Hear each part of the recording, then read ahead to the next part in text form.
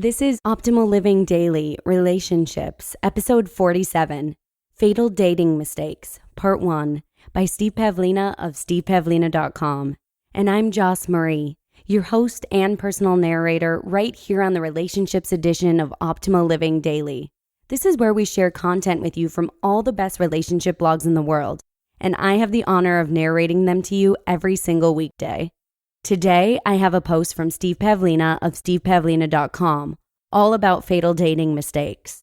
And just a reminder for those of you who may be interested in joining our mailing list, make sure and do so before July 1st, because we'll be giving away a free book to a randomly selected person on the list. We actually do this on the first of every single month.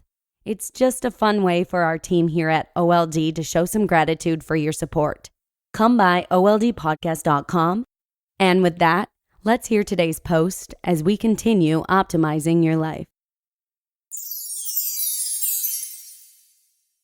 Fatal Dating Mistakes, Part 1, by Steve Pavlina of stevepavlina.com.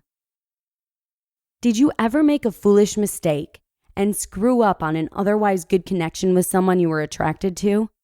Maybe you made the mistake during your approach. You said or did the wrong thing at the wrong time and killed your chances. Or perhaps it happened during a date. Everything was going okay up to a certain point, and then you hit a snag, and you could just tell that you made the wrong decision. Game over. Or did it happen later? Maybe things were going well for a while. Then you made that one fatal error, that moment of poor judgment, and the connection died then and there, never to recover. This applies not only to errors of commission, but also to errors of omission. The action you didn't take, the golden opportunity you missed, the hesitation that caused everything to fizzle. And of course, what happens afterwards? You replay the situation in your mind again and again. You fantasize about a different outcome. You beat yourself up for that one stupid mistake. If you're looking for a contrived list of the top 10 mistakes and how to avoid or remedy each one, you won't find that here. I don't think that type of advice is particularly helpful for such situations. So let me give you a different and significantly more empowering perspective. Vulnerability to mistakes.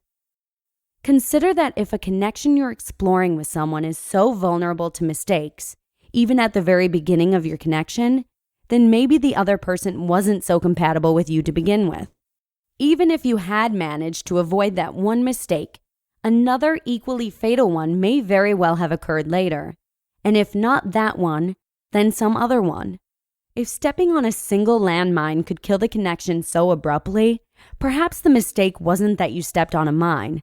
Perhaps the mistake was that you walked into a minefield to begin with, and you were unlikely to create a strong connection no matter what you did. You were doomed at hello. Even if you succeed in creating a decent connection under such circumstances, you'll always be dodging mines to preserve it. If you drop your guard and stop being so vigilant, you'll accidentally step on a mine and kill or seriously damage the connection. You'll never feel free to be yourself. You'll never feel relaxed in such a relationship.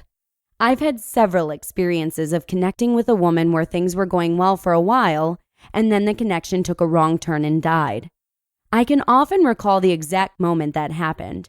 Something she or I said or did that killed it. Initially, there can be some regret about that. If only that one mistake had been avoided, then everything might have been golden. But after some time passes and I look back on those connections more objectively, I can see the minefields that I initially overlooked. It was clear that in each of those situations, the compatibility was weak from the start. Even if we had avoided all the mines, those connections were unlikely to ever flourish. Sometimes our lifestyles were incompatible.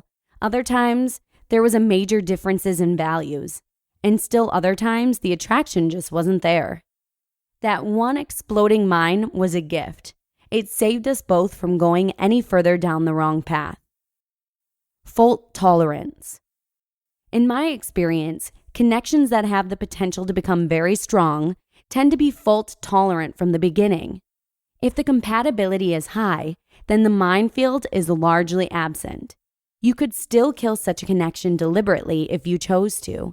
But If you actually want to make it work and the other person does too, then there's little chance of stepping on a fatal mine.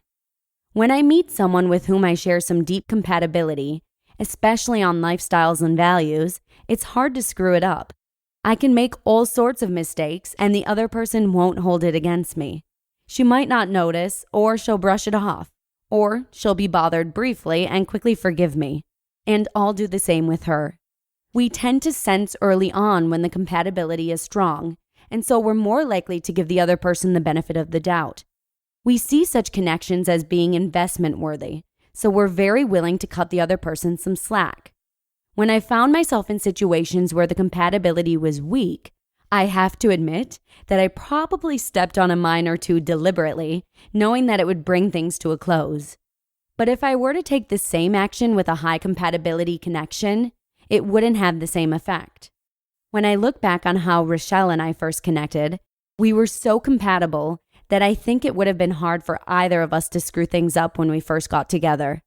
I could have said or done the stupidest things and she would have forgiven me, or she would have pointed out that I was being a dork, or she would have played back at me, and I'd have done the same thing with her.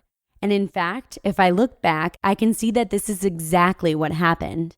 We each made many mistakes that would have killed less compatible connections, but for us, those missteps made no difference. Since the connection was investment worthy for both of us, it wasn't so vulnerable to mistakes. Without the need to be vigilant about avoiding mines, we can both be fully ourselves. We can make mistakes, and they don't even matter. We don't have to worry about stepping on any mines because there's no minefield. Other good connections I've had, including friendships, followed a similar pattern. When the compatibility was there, I didn't have to be vigilant about saying or doing the right things and avoiding mistakes. Mistakes didn't matter. But one of those same mistakes would instantly annihilate a low compatibility connection. Investment worthiness. As I've gotten older, and hopefully wiser, I've lost interest in chasing low compatibility connections. I have no desire to learn someone's minefield and try to maneuver through it cautiously. I'd rather just be fully myself, knowing that my normal behaviors will be enough to repel connections that wouldn't have worked out anyway. This saves me a lot of time. Investment-worthy connections are less common, but they're ridiculously rewarding. One good connection of that type is easily worth more than 100 low-quality ones. One of the main reasons people don't enjoy more investment-worthy connections is that they're wasting time on partial matches. Many are currently stuck in a relationship with a partial match, which is a huge repellent for an investment-worthy connection that comes along. Because you appear to be unavailable, you won't even notice the golden opportunities you're missing. They won't present themselves while you're entrenched in a partial match. To be continued. You just listened to part 1 of the post titled Fatal Dating Mistakes by Steve Pavlina of stevepavlina.com. To hear part 2 of this post, make sure and join me for tomorrow's episode. And just a quick reminder, come by oldpodcast.com and join our mailing list if you'd like to be entered to win a free book on the 1st of every month. July 1st is just a couple days away, so good luck. And that's a wrap for episode 47. Thanks a bunch for listening, and I'll see you again tomorrow for part 2 of this post from Steve Pavlina, where your optimal life awaits. Hello, Life Optimizer. This is Justin Malik, creator and producer of this podcast, but also Optimal Living Daily, the show where I read to you from even more blogs covering finance, productivity, minimalism, personal development, and more from incredible bloggers like Derek Sivers, Zen Habits, Mark and Angel, The Minimalists, and all the ones you hear on this show too. So if you enjoyed today's episode and like taking amazing blogs on the go, come on over to Optimal Living Daily and subscribe to that one too. And together, we'll start optimizing your life. You've been listening to Optimal Living Daily. Be sure to hit the subscribe button to stay up to date on each new episode and head to oldpodcast.com. That's oldpodcast.com for a free gift as well as more actionable tips and resources to help you maximize your potential. Thanks for joining us, and remember, your optimal life awaits.